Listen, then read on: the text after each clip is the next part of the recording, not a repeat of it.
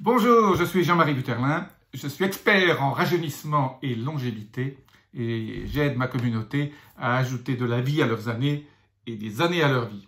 Sans plus attendre, aujourd'hui je vous parle de comment paraître plus jeune, comment avoir moins de rides, comment être plus en forme, comment perdre du poids, comment obtenir votre poids idéal avec ces 3 secrets très faciles à mettre en œuvre et que je vous fais découvrir tout de suite.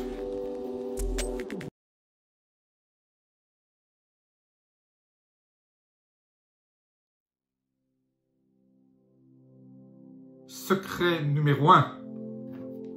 Une des clés pour paraître plus jeune et pour avoir moins de rides, c'est de manger moins de toxines. Alors c'est quoi une toxine? En gros, il y a plusieurs sortes de toxines. Ce sont les produits chimiques que vous mangez avec les aliments que vous achetez, soit les aliments tout préparés, ce que je ne vous conseille pas, soit même les légumes frais ou la viande ou le poisson que vous achetez contiennent un certain nombre de produits qui ne sont pas idéaux pour notre santé. Et ça se voit après sur notre peau. Les gens qui mangent mal au niveau de ces toxines paraissent plus vieux, bouchent leurs artères et tout un certain nombre de choses délétères qui se passent au niveau de votre santé. Alors, de quoi je veux parler exactement en parlant de toxines? Les toxines les plus délétères, ce sont les pesticides. On a découvert, vous avez entendu dans la presse, ces agriculteurs qui tombent malades en faisant l'épandage de leurs pesticides sur leurs champs. Eh bien, sachez que vous allez après manger ces légumes qui ont été épandés avec du glyphosate ou d'autres produits maintenant. Et ce glyphosate, il n'est pas seulement sur les feuilles, il rentre dedans. Donc, même si vous lavez bien vos produits, les pommes qui sont aspergées de pesticides, les pesticides se retrouvent sur 1 cm à l'intérieur de la pomme. Donc si vous voulez manger une pomme sans pesticides, il faut d'abord enlever 1 cm de votre pomme. Donc il ne reste pratiquement plus rien. Quand vous enlevez le trognon, il vous reste encore peut-être 1 cm max. Donc ces pesticides, en fait, personne n'a jamais beaucoup étudié leurs effets à long terme. Les autorités gouvernementales ont donné dans le monde entier des autorisations basées sur des études qui ne sont pas forcément toutes très bien faites parce qu'elles ont été faites par l'industrie elle-même. Et donc, ce qui se passe, c'est que soit les études n'ont pas été assez longues, soit on n'a pas étudié tous les effets possibles, imaginables, de ces pesticides sur votre corps. Pourquoi les gouvernements ont-ils donné les autorisations? C'est toujours très simple, le chantage des agriculteurs et de ces sociétés qui disent si on n'utilise pas ces pesticides, il n'y aura pas assez de produits pour nourrir les gens et les gens vont mourir de faim. Voilà.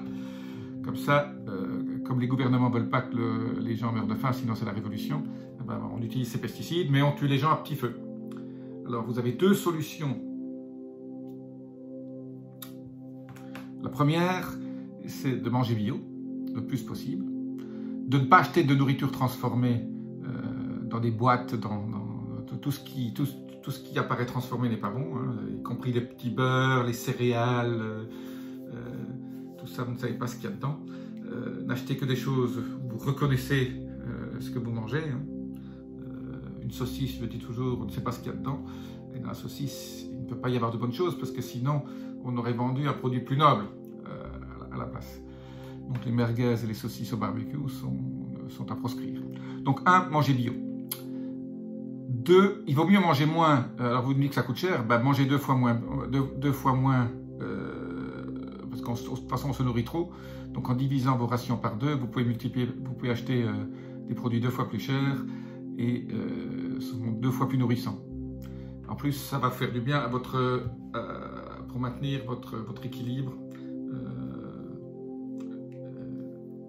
et vous aurez assez de nutriments. Parce que dans un produit bio, il y a généralement au moins 2 à 3 fois plus de nutriments que dans un produit non bio. Quand je parle de produits bio, bien sûr, je n'ai pas parlé des OGM. Ça, c'est un autre débat. Surtout jamais d'OGM. C'est une catastrophe totale. Donc la deuxième chose que vous allez me dire, qu'est-ce que je fais? Ben, j'ai mangé des pesticides durant toute ma vie, je n'ai pas mangé bio, qu'est-ce que je fais pour éliminer les pesticides de votre corps? Parce que finalement, ces pesticides ne sont pas éliminés par votre corps, ils sont stockés généralement dans les parties graisseuses de votre corps. Donc c'est pour ça que perdre du poids trop rapidement est généralement mauvais, parce que vous libérez tellement de toxines que votre corps se retrouve empoisonné. Donc je ne suis jamais aussi non plus pour les régimes où on perd du poids trop rapidement. Donc la seule façon que moi j'ai trouvé scientifiquement prouvée au niveau des études qui sont publiées, c'est le sauna infrarouge ou le sauna finlandais. Bon, je préfère le sauna infrarouge. Si vous suivez déjà ma chaîne, vous aurez déjà compris que je suis un fan du sauna infrarouge. On a retrouvé dans la sueur, quand on transpire dans un sauna, on a retrouvé dans la sueur beaucoup de pesticides en faisant l'analyse. Et donc, c'est une manière d'éliminer ces pesticides doucement, sans que ça fasse beaucoup de mal à votre corps. Parce que, encore une fois qu'on a les pesticides, les éliminer est souvent aussi délétère que si on le fait mal, que les ingérer. Donc voilà, le sauna infrarouge, c'est la solution. Alors, on peut aussi faire du sport en transpirant. Donc, tout ce qui est transpiration élimine, bien sûr, un certain nombre de toxines, mais le sauna infrarouge en élimine plus. Et en plus, c'est plus simple à utiliser. Vous pouvez faire ça tous les jours, une demi-heure. Sauna infrarouge, moi je dis toujours entre 41, 42 et 45 max degrés. Une demi-heure et vous aurez un effet assez rapide au niveau de l'élimination de vos pesticides. Donc ça c'est le premier secret, ce sont les toxines. Une autre toxine dont on parle relativement peu, ce sont les métaux lourds. J'en ai parlé dans d'autres vidéos déjà. Les métaux lourds, vous les attrapez soit via vos amalgames dentaires, si vous n'en avez pas, c'est déjà très bien, soit parce qu'on respire des gaz dans lesquels il y a des métaux lourds, on respire de l'air pollué, soit on mange des poissons grands, gras. Les thons étant le poisson emblématique qui contient le plus de métaux lourds. Donc je ne conseille jamais de manger beaucoup de thon, ou là manger de la bonite, des petits thons. Moi je conseille souvent là aussi, à la place des thons qui sont délétères, bon, bien sûr les thons contiennent des oméga 3, je vous l'accorde, mais il y a d'autres poissons qui contiennent des oméga 3 dont je vais vous parler dans un instant, mais le problème du thon c'est les métaux lourds, et les métaux lourds sont responsables de tellement de maladies et de pathologies que les médecins d'ailleurs ne trouvent pas la cause, donc voilà, surtout au niveau cérébral, je parle d'Alzheimer, Parkinson, etc., donc il y a une composante maintenant qui est prouvé scientifiquement, où les métaux lourds jouent un rôle. Donc, évitez de manger des métaux lourds, alors mangez plutôt des petits poissons, maquereaux, sardines, et ce genre de petits anchois, des éperlans, voilà, qui sont très riches en oméga 3 aussi, donc plus ils sont gras, moi je préfère le maquereau et sardines, ça c'est mes poissons préférés, et les anchois, ce sont des poissons gras qui sont très forts en oméga 3, qui ont une teneur très élevée en oméga 3, donc les oméga 3 est une des clés de votre beauté, pas seulement intérieure, mais qui se reflète aussi sur l'extérieur. Comment on élimine les métaux lourds une fois qu'on les a? Ben là, c'est un peu plus simple que les pesticides. Il faut prendre un chélateur de métaux lourds. Chélateur, c'est donc un produit qui attrape les métaux lourds et les élimine. Et un des meilleurs et les moins chers s'appelle Laminaria japonica. Je vous mets un lien en dessous d'un bon produit qui est bien concentré. Donc en fait, c'est quoi? C'est un laminaire, c'est donc une algue brune, qui a cette capacité, une fois que vous l'ingérez, un peu comme la chlorella. Moi, je ne suis pas très fan de la chlorella parce qu'il faut prendre beaucoup de chlorella pour éliminer les métaux lourds. La Laminaria japonica est, pour moi, l'instrument idéal pour éliminer les métaux lourds. Si vous avez beaucoup de métaux lourds et vous devez les éliminer très très vite, pour une raison médicale, bien sûr, il y a des médecins qui, pas en France parce que c'est pas très connu, mais en Allemagne, en Hollande, Suisse, Espagne, etc., font ce qu'on appelle la chélation des métaux lourds en vous injectant un certain nombre de produits chimiques qui sont donc ce qu'on appelle le magnésium EDTA, DMPS, DMSA, DMSO. Tout ça, ce sont des produits que ces médecins peuvent vous faire. Si vous voulez des adresses de médecins ou des associations de médecins qui font cette pratique, je laisse aussi un lien là en dessous. Donc mon premier secret, les toxines. Dans les toxines, donc il faut éviter les toxines, il y a les pesticides, là c'est très simple, on mange bio, il y a les métaux lourds, on évite les amalgames dentaires et on évite le thon et l'espadon. Hein, voilà, quand je parle de thon, c'est tous ces gros poissons dans lesquels finalement, qui sont au bout de la chaîne alimentaire dans la mer et qui attrapent des petits poissons qui ont un peu de métaux lourds et puis tout ça se concentre dans la graisse de ces thons. Voilà, donc pas de sashimi de thon, pas de saumon non plus, hein. J'ai fait une vidéo sur les saumons, évitez les saumons. Le seul saumon que je mange, c'est un saumon qui est marqué sauvage dessus. Et ces saumons sauvages, généralement, sont très chers, donc, et on n'en trouve pas beaucoup. Donc, évitez les saumons, parce que le saumon d'élevage est une catastrophe au niveau des produits chimiques et des toxines. Donc ça, c'était le premier secret. On évite les toxines, absolument. Le deuxième secret, c'est finalement de trouver un équilibre au niveau de votre acidité au niveau de votre corps. Le contraire de l'acidité, c'est la base. Hein, l'acidité mesurée par ce qu'on appelle le pH. Un pH 7, c'est l'eau, c'est neutre. Quand on est en dessous de pH 7, c'est acide. Quand on est au-dessus de pH 7, c'est basique. On est basique. Voilà. Ce qui est important, votre sang est toujours dans un... Quoi qu'il arrive, votre corps va réguler le pH de votre sang, l'acidité de votre sang dans un très petit intervalle, et va utiliser dans votre corps les éléments qu'il trouve pour basifier ou pour acidifier, en fonction de ce que vous mangez. L'équilibre acido-basique peut se réaliser de façon très simple. D'abord, on le mesure en achetant des petits strips, des tests urinaires dans la pharmacie, ça s'appelle des strips de mesure de pH, et vous trempez ça, vous prenez vos deuxièmes urines du matin, vous le trempez dedans, et vous regardez si vous êtes très acide ou pas acide. Voilà. Généralement, en dessous de 4, c'est pas très bon. Il faut essayer d'être le plus près possible de 5,5, 6 au niveau de votre pH urinaire, si possible même 7. 7 étant l'idéal. Donc les deuxièmes urines du matin, vous mesurez votre pH.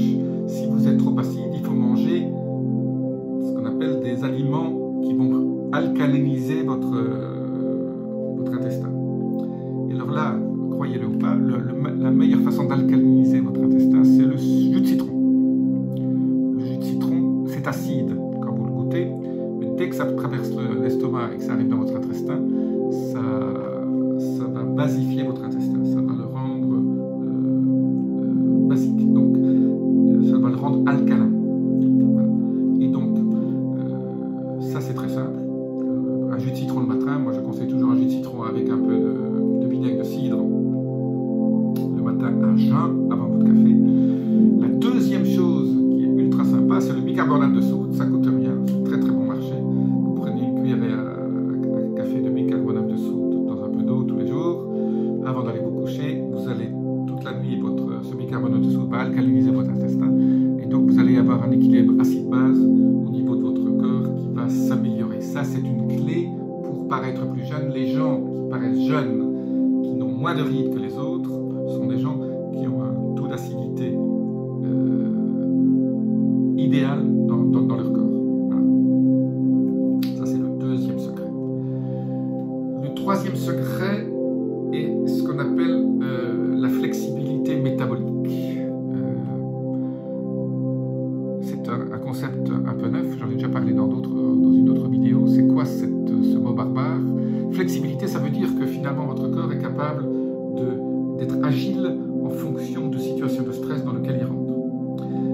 Flexibilité métabolique veut dire il est flexible en fonction de ce que vous mangez, il est capable de s'adapter et de faire en sorte que si vous mangez trop sucré, voilà, il est capable de produire l'insuline qu'il faut au bon moment pour transformer ces sucres. Eh bien,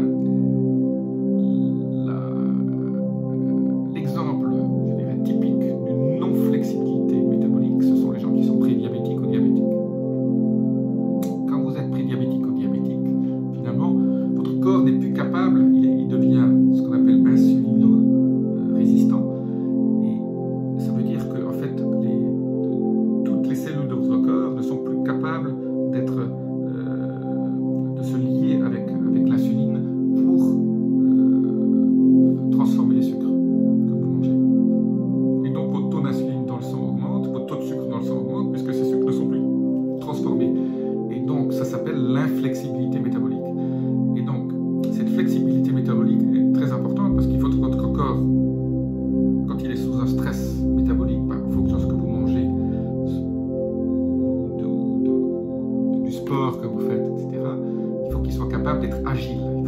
de s'adapter et de conserver cet équilibre toujours au niveau de votre corps. Pas assez, c'est pas bon, trop, c'est pas bon.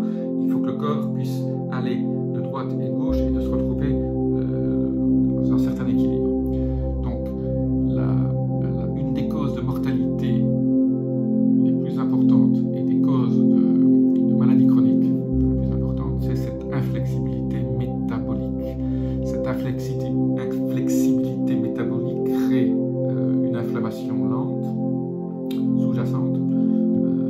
Je dis toujours, quand vous allez chez votre médecin, faites-vous mesurer votre CRP et votre CRP HS pour haute sensibilité, pour voir si vous êtes bien inférieur à 1 ou même à 0,5, qui serait l'idéal. Voilà. L'inflammation sous-jacente est une des causes principales de vos rides et de la façon dont vous allez vieillir ou rajeunir. Si vous avez une inflammation lente faible, en dessous de 1, vous allez rajeunir, vous allez vieillir plus doucement, parce qu'on peut rajeunir. Je vais y venir dans une prochaine vidéo. Je vais vous donner des conseils pour rajeunir de façon simple, peu coûteuse, et qui vont paraître surprenantes, et qui sont ultra simples. Donc, troisième secret, cette flexibilité métabolique. Il n'y a pas que la flexibilité métabolique. Dans une prochaine vidéo, je l'annonce déjà maintenant, je vais parler de la flexibilité cérébrale, très important aussi pour paraître plus jeune. Je vais parler de la flexibilité respiratoire, et je vais vous expliquer comment respirer et pourquoi c'est si important. Et le troisième autre secret que je vais vous parler, c'est de la flexibilité physique. Pourquoi votre flexibilité physique est aussi un élément super important sur la façon dont vous allez apparaître. Plus vous vieillissez, plus on devient un peu rigide, plus on devient moins souple. Donc cette souplesse au niveau de votre squelette, de vos tendons, de vos muscles est aussi super important, et je vous donnerai aussi des conseils là-dessus. Donc si vous voulez que je fasse cette vidéo très vite sur ces 3 autres secrets pour paraître plus jeune, laissez-moi un commentaire. Je suis ravi d'avoir fait cette vidéo et de vous avoir donné ces 3 conseils pour rajeunir vite, pour éviter de vieillir et pour vous détoxifier. Vous allez paraître 10 ans plus jeune si vous suivez ces 3 conseils rapidement. Voilà, je vous dis à très bientôt dans une prochaine vidéo. Namasté.